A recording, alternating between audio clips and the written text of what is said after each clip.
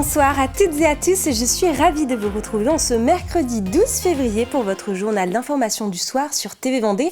Voici les titres de cette édition. Connaissez-vous l'économie circulaire? L'association pour le développement de l'économie circulaire et collaborative a animé des ateliers pour former les entreprises à Saint-Jean-de-Mont. Nous y reviendrons dans cette édition. C'est l'heure des derniers peaufinages pour les organisateurs du circuit des plages vendéennes. Cette course cycliste comprend 6 étapes, dont la première est prévue samedi.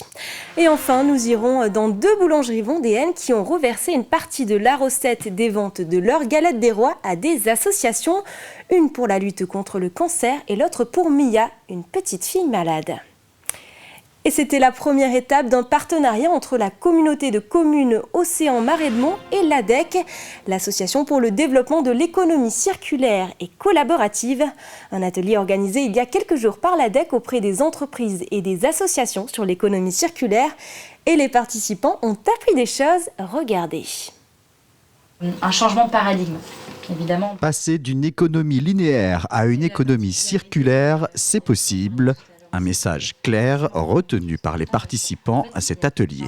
Ce qui est important pour nous, c'est surtout d'être dans un esprit collaboratif en fait, avec différents acteurs, que ce soit public, privé, réseau autour de comme l'ADEC qui travaille sur les sujets d'économie circulaire. Donc voilà, c'est plutôt d'être dans le participatif, le collaboratif autour de sujets forcément nous qui nous tiennent à cœur à travers le réemploi et puis de prendre de la hauteur un petit peu aussi sur les sujets. L'ADEC, l'Association pour le développement de l'économie circulaire et collaborative, est un réseau de 200 entreprises impliquées en Pays de la Loire. Elle a souhaité marquer le coup pour sa première action à Saint-Jean-de-Mont. Premier pas aussi par des actions collaboratives de terrain, comme une collecte groupée là, de déchets, d'équipements électriques et électroniques. Et donc voilà, c'est forcément important parce que aujourd'hui, oui, le coût de traitement des déchets, c'est aussi de plus en plus cher. Donc voilà, c'est une contrainte économique, écologique. Et donc voilà, chacun met un peu sa pierre à l'édifice et nous, on est là pour accompagner en tout cas ce changement. Le coût du traitement des déchets pour une commune a été multiplié par 10 ces dernières années, d'où la nécessité de trouver des solutions locales. L'ADEC et la communauté de communes de Saint-Jean-de-Mont ont signé un partenariat afin de mener des actions concrètes. On a 3 modules de formation sur les déchets et la coopération pour les entreprises. On a aussi un événement inter-zone sur toute la communauté de communes. Et puis, on a surtout un diagnostic territorial qui va être fait par l'ADEC à la fin de ces événements sur l'économie circulaire, ce qui va nous permettre de construire sur 2026-2027 un programme solide, un plan d'action sur l'économie circulaire sur le territoire. Ces modules de formation seront proposés à toutes les structures du territoire, de Soulan à la Barre-de-Mont, en passant par le Perrier. Les enfants en situation de handicap sont-ils suffisamment inclus et intégrés à l'école? C'est l'une des questions que s'est posée lundi l'APF, l'association France Handicap de Vendée, à l'occasion des 20 ans de la loi de 2005 sur la compensation des handicaps. Alors le bilan est mitigé, les adhérents de l'association attendent une meilleure prise en compte de ce sujet par les pouvoirs publics. Il y a tellement de thématiques différentes. On a tout ce qui va être donc l'accessibilité vraiment matérielle au niveau des établissements où au final on s'aperçoit que beaucoup n'ont pas encore fait les travaux. Sur la thématique transport, on peut avoir par exemple tout ce qui va être les points d'arrêt prioritaires, notamment pour les bus où au final sur le territoire français, il n'y en a que 40% par exemple où les travaux d'accessibilité ont été faits. On va avoir tout ce qui va être lié aussi à la scolarité, les enfants, avec le manque d'AESH pour vraiment aider à avoir une inclusion des enfants bas âge et même après aussi au lycée qui est encore un gros chantier à ce sujet-là.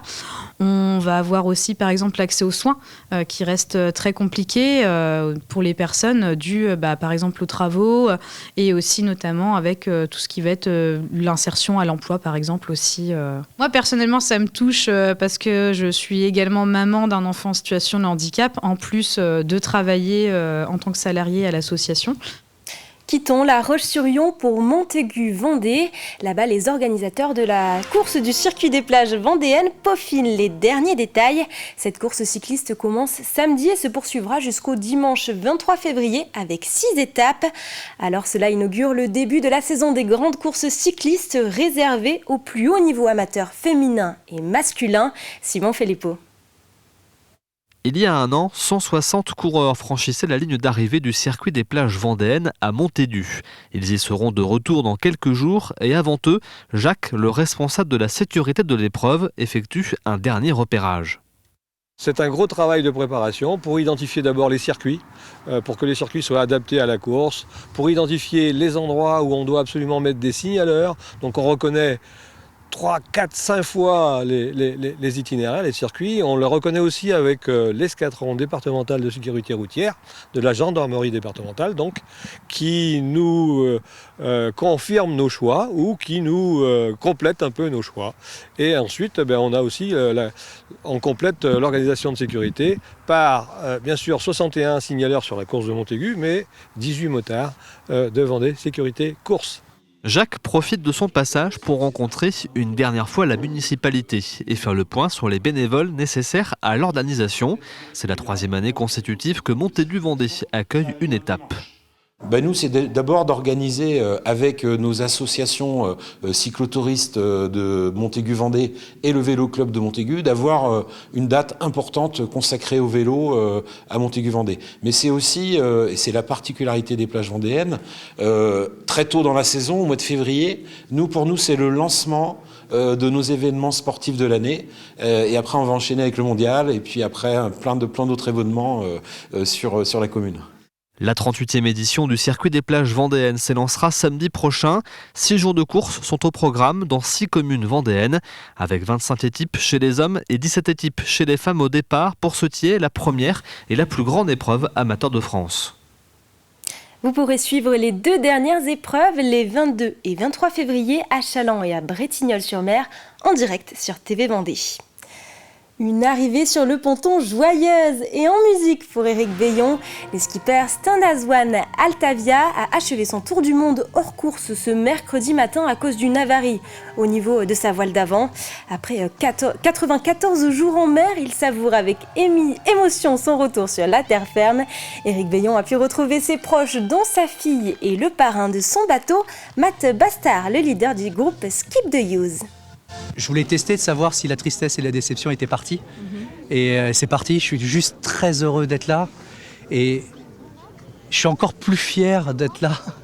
Et ce chenal, c'est vraiment une arrivée radicalement différente. En 2017, il pleuvait, c'était la nuit. Là, il fait beau, il fait incroyablement beau. On a l'impression d'être en été. Elle est devenue lourde. Waouh, en 3 mois. Et là, je suis juste heureux, je suis juste heureux, quoi. C'est vrai que ça correspond aussi aux valeurs du groupe, les valeurs de Stendhal. Donc on s'est dit, on peut faire un concert. Et en tout cas, nous, avec Skip, on est toujours ravis de faire partie de ce genre d'événement où on peut... C'est un projet vraiment populaire. J'essaye de ne pas paraphraser les mots de Jean Le Cam, mais voilà, c'est le projet de Jean, le projet d'Éric, c'est des projets populaires au sens premier du terme qui ouvrent les bras et qui incitent tous les jeunes à se dire que faire le Vendée Globe sans faire partie des 1%, c'est possible. Et nous, Skip, on a envie de soutenir aussi ça, quoi. 2 500 et 1 100 euros, ce sont les montants des dons versés à des associations par 2 boulangeries vendéennes. Aux Divines Saveurs à Saint-Hilaire-de-Riez et la Fournée Chalandaise à Challans ont reversé une part de leurs bénéfices grâce à la vente des galettes des rois. 1 euro en moyenne par client qui fait le bonheur de l'association vendéenne de lutte contre le cancer, Léane Rousseau. Et si cette année, galette rimée avec bonne action. Plusieurs boulangeries vendéennes ont profité de l'épiphanie pour récolter des dons. C'est le cas, par exemple, de la boulangerie aux Divines Saveurs à Saint-Hilaire-de-Riez. Cette année, on a décidé de faire un don pour le cancer, où on a sollicité AVLC qui était d'accord avec ce principe-là. Sur chaque fève qu'on avait logoté avec eux, qu'on a sélectionné les associations à qui on allait reverser, que eux y vont reverser d'ailleurs, on a mis 1 euro sur chaque galette vendue. Donc cette année, on arrive à 2500 galettes vendues, donc ça fait un chèque de 2500 euros, ce qui est conséquent. Un geste qui compte pour AVLC, l'association vendéenne de lutte contre le cancer. C'est très important pour nous. Nous sommes que des bénévoles, il n'y a pas de salariés, donc nous, tout ce que c'est grâce à ces dons, on va pouvoir offrir des ateliers. C'est énorme, nous c'est un très beau cadeau. Et puis bon, c'est vrai que comme je disais tout à l'heure, pour nous, quand ils nous ont donné ça, on a trouvé l'idée géniale, en fait. Rebelote, un peu plus loin, à la Fournée chalandaise. Cette boulangerie a choisi de soutenir l'association Les Rêves de la Luciole. Donc on a mis en place par rapport à l'association Les Rêves de la Luciole des dons. Donc on a demandé à chaque client s'il voulait participer 50 centimes à €.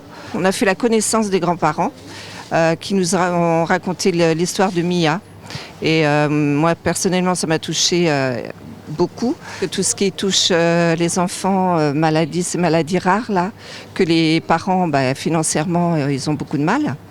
Donc quand on peut les aider, on le fait. Ça c'est humain et c'est normal. Pour Hervé, grand-père d'une petite fille malade, c'est un nouveau souffle d'espoir. Mia, c'est ma petite fille et donc l'association est faite pour Mia.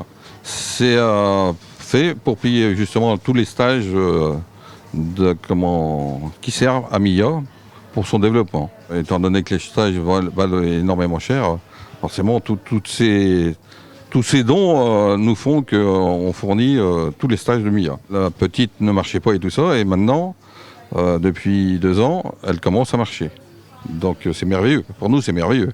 Ces initiatives qui font du bien se poursuivront l'année prochaine.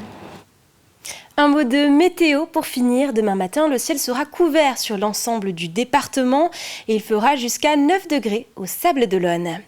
C'est la fin de ce journal. Merci de l'avoir suivi. Vous pouvez retrouver l'ensemble de nos reportages et émissions sur le site tvvendée.fr. Retrouvez demain matin la matinale présentée par Caroline Tronche et j'aurai le plaisir de vous retrouver dans le journal de 12h30 demain. D'ici là, je vous souhaite une très bonne soirée sur TV Vendée.